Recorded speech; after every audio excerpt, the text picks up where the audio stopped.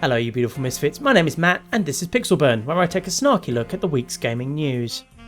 Starting with the news that spacey, shooty, explorery, sci-fi open universe doodad what's-it No Man's Sky has been officially delayed until August 9th. Sean Murray of Hello Games clarified the reason why in this official post on the PlayStation blog, in which he said, "As we approached our final deadlines, we realised that some key moments needed extra polish to bring them up to our standards. I have had to make the tough choice to delay the game for a few weeks to allow us to deliver something special. After a short delay, No Man's Sky will launch in North America on August the 9th, in Europe August the 10th, and in the UK August 12th. Oh no, it's been delayed! Woe, woe, verily thrice woe, the very sky itself, which in this case reportedly belongs to no man, is falling, no!" Yeah, but seriously, this is really no big deal in the grand scheme of things. I mean really, a measly 7 weeks? That's as long as a gnat's fart compared to some of the delays we've seen in the recent past. It's hardly the 6-month delay that hit Deus Ex Mankind Divided, is it? Or the 2 separate months-long delays that affected Witcher 3, shifting its release date firstly from the autumn of 2014 to February of 2015, and then chucking another 3 months on top. And lest we forget how long it's taken The Last Guardian to come this close to actually being released. I still don't actually expect it to be, but then even Duke Nukem Forever came out eventually, so what do I know? So yeah, a hotly anticipated game being delayed is hardly unprecedented. The reaction to it on the other hand, well, that's always good for a laugh, isn't it? Specifically the reaction to initial rumours of a delay which first emerged earlier in the week in this article by Jason Schreier on Kotaku, citing 2 anonymous sources. I know, it's Kotaku, a certain measure of scepticism is not entirely unwarranted. They do however have a pretty decent track record when it comes to leaks of this sort. I'm not declaring myself a paid up member of the Kotaku fan club here, all I'm saying is credit where it's due. Anyhow, the second of Kotaku's 2 anonymous sources was reportedly a GameStop employee who claimed they'd received marketing materials for No Man's Sky bearing the original June 21st release date, along with instructions to cover up said release date with a coming soon sticker. They also provided some pictures to actually back up their claims. As Kotaku articles go, it was a decent enough piece. All they said was, "Hey, we heard that game you're looking forward to might be coming out a bit later than expected."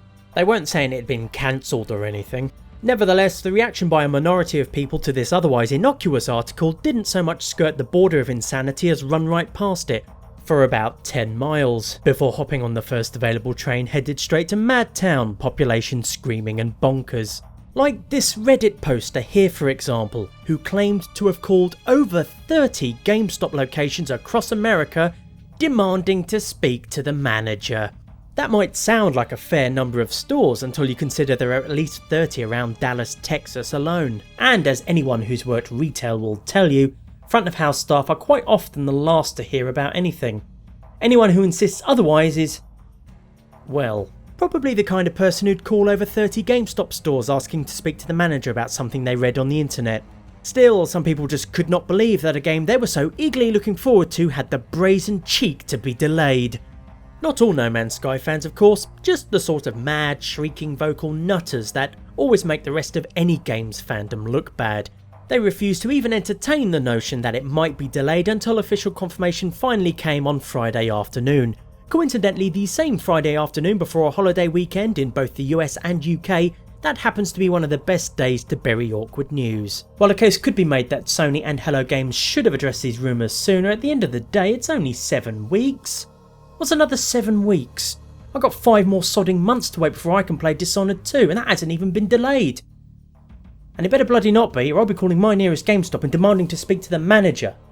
From game delays to game resurrections now, with an interesting tidbit concerning Prey 2. Since October 2014 it was generally believed to be lying dead and forgotten in an unmarked grave somewhere on the Appalachian Trail, but this week a tiny smidgen of tangible evidence appeared indicating it could, in fact, still be alive. That evidence being a recent update to the Prey2.com and Prey3.com domain names discovered by the All Things Prey fan site Alien Noir. Both domains are still owned by Bethesda's parent company ZeniMax Media Inc. and both were updated last Sunday to redirect visitors to a currently unavailable Prey 2 Facebook page. Unavailable because it's either expired or is currently set to not be visible to members of the public. Either way, there was or is something there and it's not just a broken link. It's also the first sign of life in the franchise since Prey 2 was first announced way back at E3 2011. And even now, that E3 reveal trailer still looks pretty damn cool. Instead of a linear sci-fi shooter like Prey 1, Prey 2 was planned to be a semi-open world sci-fi noir type jobby in which you played a US air marshal who'd been abducted by the aliens from the first game. After waking up with amnesia in a cosmopolitan alien city squillions of light years from home, he manages to wrangle a job as the only human bounty hunter in the village, tracking down alien criminals. A bit like Blade Runner crossed with Mass Effect. The first rumours that all was not well with Prey 2's development emerged around March of 2012, when Dutch gaming website PS Focus reported a rumour that Prey 2 had been cancelled. After an initial no comment, Bethesda eventually admitted almost a month later that Prey 2 would not be meeting its then scheduled 2012 release. The reason being, and I quote, "The game's development has not progressed satisfactorily this past year, and the game does not currently meet our quality standards." A statement that never quite sat entirely right with me. It must have had at least one completely broken questline, surely. The next morsel of scuttlebutt to emerge was that development of Prey 2 had been taken away from its original developer, Human Head Studios, and given to Dishonored creators Arcane, specifically to be rebooted by their Austin studio and reworked into a spiritual successor to System Shock 2, something that was outright denied by Bethesda as well as by Arcane creative director Rafael Colantonio.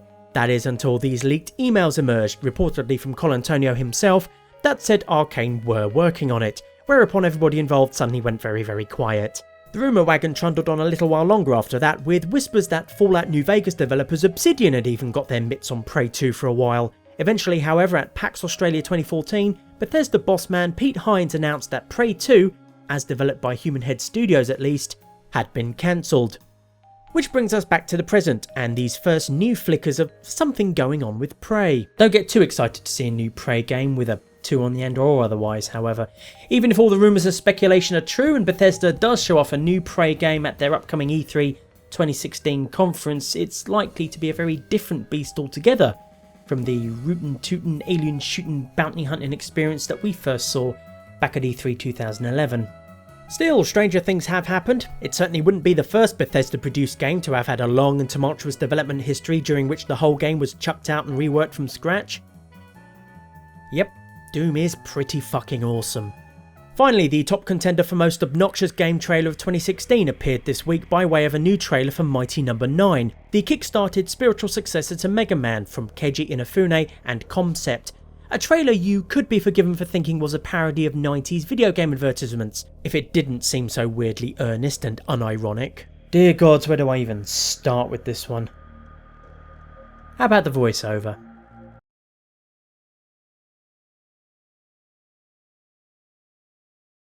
Hey, you, looking at the screen. Let me ask you a question. Do you like awesome things that are awesome? Then you gotta play this game, dude. There's probably a dash that makes you breakfast. I don't know. Great idea. Wait, what? I'm ready. No one's talking to you, Vernon. You're dashing around like a friggin' moon man, and I love it. And make the bad guys cry like an anime fan on prom night. Wait, what was that last one? Cry like an anime fan on prom night. Wow. Someone clearly didn't get the memo as to who their target audience was. I mean, I'm no anime expert, but I know it when I see it, and Mighty No. 9 looks pretty bloody anime to me. And let's not also forget, you know, that anime series Concept tried to kickstart in July of last year. Then there's the trailer's curious focus on dash moves as a unique selling point, as though it was some sort of revolutionary industry-changing new game mechanic and not a standard feature of countless games since at least Rocket Knight Adventures on the Mega Drive. And while I'm certainly not a graphics snob by any stretch of the imagination, I'm getting some startling flashbacks to the Sega Dreamcast here, which is pretty amazing when you consider I never actually owned a Dreamcast. How much did this game raise for its Kickstarter again? Compare and contrast Mighty No. 9's art style to something like Orion, Legacy of the Coriodan, made by a small team in Cameroon with a fraction of Mighty No. 9's budget. Of course, one is 2D while the other is in 3D, but as lessons in the importance of art direction over graphical fidelity go, I feel it's a pretty solid one. Hell, compare the visuals in that Mighty No. 9 gameplay footage to this early concept art. Look at how much characterization there is packed into this one still image. How did they go from something like that to this plastic, dead-eyed mannequin? I could also point out that the explosion effects look like cheap supermarket pizzas, except I've already been well and truly beaten to that one. Even the official Sonic the Hedgehog Twitter account got in on the fun. All that, along with the cringeworthy attempts at humour, combine into a trailer so incongruent and just plain wrong that even Takuya Aizu, CEO of Mighty No. 9 code developer Inti Create, called it crappy and unforgivable. Aizu's tweet also obliquely references Mighty No. 9's publisher Deep Silver, since they're the ones ultimately to blame for this quadruple lane pile-up of a trailer. Not the graphics part, to be fair, but definitely everything else. Deep Silver, for those of you who didn't know, also thought a figurine of a bloody semi-naked quadriplegic torso would make a good gaming collectible for Dead Island Riptide, and not something you'd find perched on a velvet pillow atop an altar of decomposing pig carcasses slap bang in the middle of a serial killer's murder den. In conclusion, if this trailer was supposed to make me want to play Mighty No. 9, then my reaction would have to be a mighty... no. 9. And if that's my gut reaction, then Lord knows what the people who actually backed the game on Kickstarter feel about this. Although if you are one of them, then please feel free to sound off in the comments section below. That's all for this episode of Pixelburn. Thank you very much, by the way, for your patience while I was, well, you know, moving, obviously. As well as doing lots of other very important grown-up things. Anyway, if you like this episode, then please do let me know by clicking the requisite button down below. And let your friends, family and Deep Silver's marketing department know as well. At the very least, I hope you found it tolerable. Meanwhile, until next time, as always, you can go now.